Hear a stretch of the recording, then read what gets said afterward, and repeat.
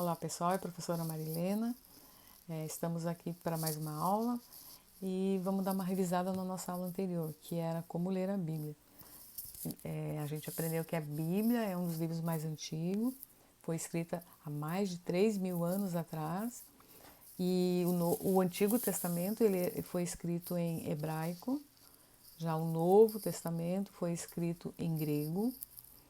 E o que a gente precisa entender também é que ao ler a Bíblia, a gente não pode interpretar ela no sentido literal. Porque Jesus deixou muitas parábolas, muitas metáforas.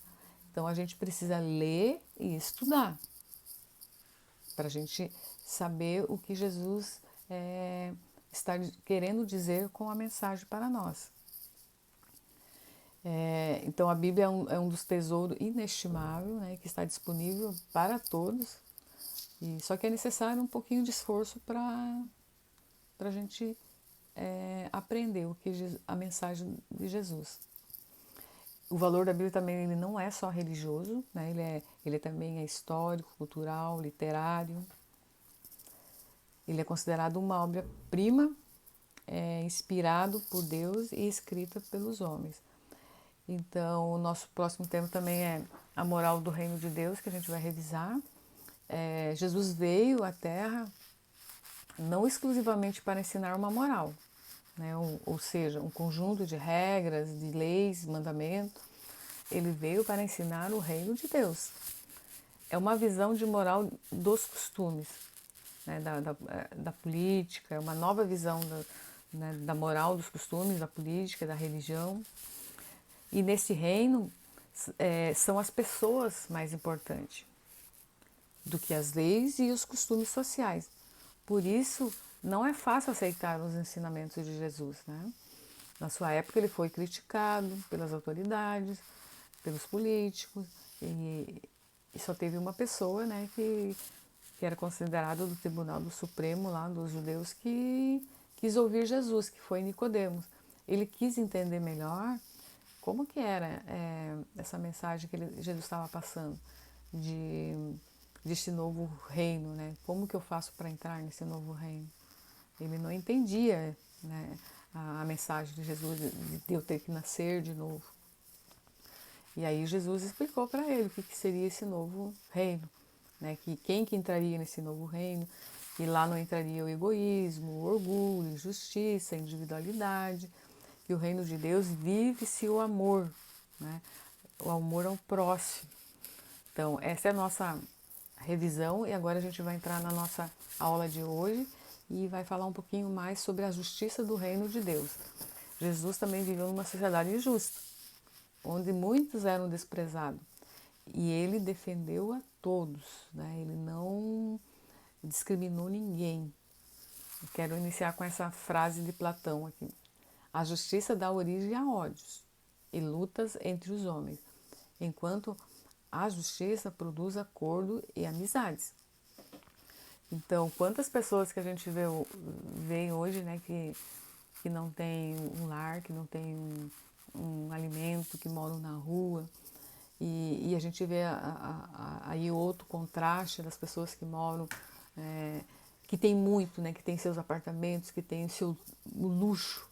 A gente vê muito essa diferença, né? Por exemplo, eu viajei já bastante para São Paulo, para Minas, a gente consegue ver, né, umas diferenças em São Paulo, as favelas, daí do lado da favela aqueles prédios maravilhosos, o luxo e a pobreza. E você acha injusto a sociedade que ostenta tanta riqueza e luxo, mas deixa muita gente sofrendo na rua, sem um teto para morar, sem uma comida? O que você acha disso? No mundo existe muita pobreza, fome, crueldade, impiedade, entre outros. No mundo não há justiça, há muita injustiça. E a justiça é um tema predominante do cristianismo, né? E maioria das religiões. O ser cristão significa o quê? Seguir a Jesus e seus ensinamentos. E assim buscar uma sociedade mais justa, em que todas as pessoas possam viver dignamente. A mensagem que Jesus deixa é o cuidado com o outro, né? Eu ajudar o outro, não discriminar, não julgar. Isso não é algo fácil de fazer, né? Pois exige das pessoas uma mudança muito grande em relação às suas atitudes e seus pensamentos. Não basta eu ir lá nas redes sociais e falar que eu sou a favor disso, a favor daquilo, mas dentro da minha casa, sentada na frente do meu computador. E as minhas atitudes? O que dizem do meu pensamento? Eu preciso colocar na prática isso, eu preciso ajudar as pessoas. O que eu estou fazendo diante de quando eu vejo uma criança passando fome na rua? Qual é a minha atitude?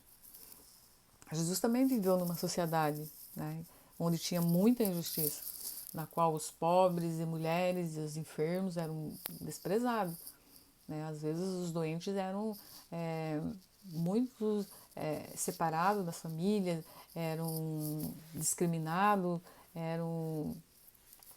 ninguém se aproximava e Jesus não discriminou ninguém. Ele ia até as pessoas, ele orava pelas pessoas, ele acolhia as pessoas e é esse ensinamento que ele deixa para nós, né? Qual é o nosso comportamento diante das pessoas que estão sofrendo e que estão precisando de ajuda? Ele, porém, defendeu a todos, né? Ele curou doentes, ele ressuscitou pessoas, né? Um exemplo ali é de uma viúva que tinha seu único filho, né? E ele ressuscitou trouxe o filho para a mãe novamente, deu visão aos cegos, fez paralítico andarem. Ele tirou o sofrimento das pessoas, né? Ele não ficou ali só vendo as pessoas sofrerem, ele colocou na prática, né, os ensinamentos. Em Mateus 5, 13 e 15 é dito que os cristãos devem ser o sal e luz no ambiente em que vivem. A exemplo de Jesus. Não basta eu ficar pregando, eu ficar falando, né, o que se deve fazer, mas o meu comportamento diz outra coisa. Eu cometendo os erros, eu fazendo corrupção, eu julgando as pessoas. Então, o que Jesus quis dizer? O sal não deixa a moral se corromper. E a luz ilumina as ações, não permitindo que se trame a corrupção em outros males escondidos.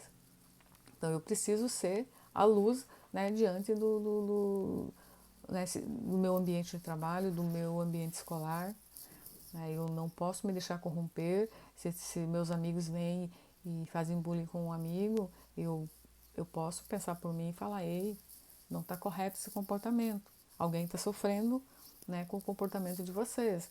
Eu posso fazer, né, os meus amigos a pensarem e mudarem o comportamento. Né? Isso que Jesus deixou essa missão para a gente, que a gente pode ser diferente. Então essa é a nossa aula de hoje e essa é a mensagem que Jesus traz para nós, de ajudar o próximo, de olhar para o outro, sem criticar, sem discriminar. Ok? E essa é a nossa aula de hoje e até a próxima. Tchau!